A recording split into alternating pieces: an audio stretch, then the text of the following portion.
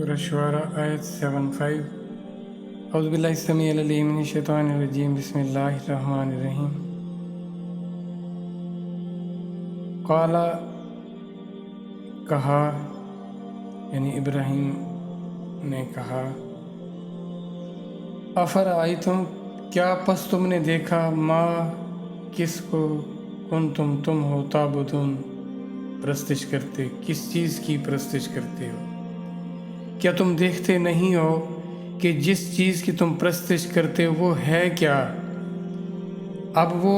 پچھلی آیت میں تھا کہ وہ پیچھے جو آیات گزری ان میں سے تھا، وہ ایک جواز دیتے ہیں کہ جی ہم نے چونکہ اپنے آبا و اجداد کو پایا تو اس وجہ سے ہم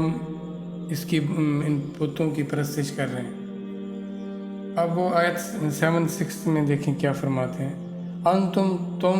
و آباؤکم اور تمہارے باپ دادا اقدمون جو پہلے گزر چکے، یعنی تمہارے سمیت جو پہلے تمہارے بڑے گزر چکے، اب تم کس چیز کی بندگی کر رہے ہو؟ دیکھو تو صحیح، کسی چیز کی کچھ خوبیاں ہوتی ہیں نا، کچھ اچھائیاں ہوتی ہیں، ان میں تمہیں ایسا کیا نظر آیا کہ تم ان کی پرستش کر رہے ہو؟ اچھا، اب وہ جو خوبیاں ہیں، وہ جو اچھائیاں ہیں، وہ گنوائی جاتی ہیں کہ میرے معبود میں،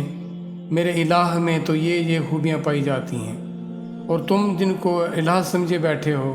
جن کی تم پرستش کر رہے ہو، یہ ہیں کیا؟ کوئی ان کی تم خوبی بتا سکتے ہو؟ اب وہ اپنے ہاتھوں سے تراشے ہوئے بت، ان کی وہ کیا خوبی جو نہ بے حس و حرکت، جامد اور ساکت، نہ سننے میں، نہ بولنے میں، نہ کسی طرح کی ان کے اندر کوئی خوبی، نہ اختیار، نہ طاقت، نہ کوئی صلاحیت۔ دیکھیں، اب انسان جب آتا ہے نا جہالت پر،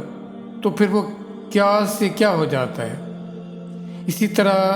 ہم بھی اپنی جہالتوں کی نظر ہوئے ہیں، اور ہم اس کے بارے میں سوچتے نہیں ہیں۔ جب تک انسان کسی چیز کے بارے میں تفکر کرے گا نہیں، سوچے گا نہیں، اس کی حقیقت کو نہیں جان پائے گا۔ اب ہمیں جو دین بتایا گیا، جو طریقے بتائے گئے، ہم نے اس میں کوئی ریسرچ نہ کی، اس میں کوئی تحقیق نہ کی کہ اس کی جو سند ہے وہ کیا ہے، کہاں جا کے ملتی ہے اس کی سند، اس کی حقیقت کیا ہے۔ تو اس لحاظ سے اللہ کی ان باتوں کو ہم بھی کوئی توجہ نہیں دے رہے، ہم نہیں سمجھ رہے، ہم